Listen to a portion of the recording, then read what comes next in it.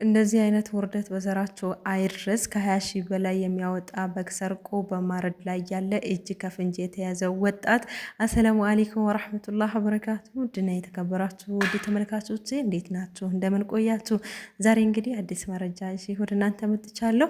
በማዕከላዊ ጎንደር ዞን በላይ አርባ ማጫሆ ወረዳ ወይኖች ቀበሌ ሮቢት ከተማ ነዋሪ የሆነ ወጣት አይቸው ገዳም ገላጋይ የተባለ የወይኖቸው ቀበሌ የኩፍ ትያ ጎጥ ነዋሪ የሆነው የተስፋ ስዩም አስረሴ ከ20 ሺህ በላይ የሚያወጣ በግ ሰርቆ በማረድ ላይ ያለ በደረሰው የህብረተሰብ ጥቆማ እጅ ከፍንጅ መያዙን የሮቢት ከተማ ፖሊስ የቀበሌው አስተዳደር መረጃውን ለተቋሙ አሳውቋል። በሌባው ላይ ውሳኔ ለመወሰን መረጃ እየተጣራ ይገኛልን ብሏል። ከእንደዚህ አይነት ውርደት አላህ ይጠብቃችሁ። እጅግ በጣም አስነዋሪ ተግባር ነው። ሰርቶ መብላት እየተቻለ ሰርቆ ደግሞ እንደዚህ መዋረድ እጅግ በጣም አሳፋሪ ተግባር ነው።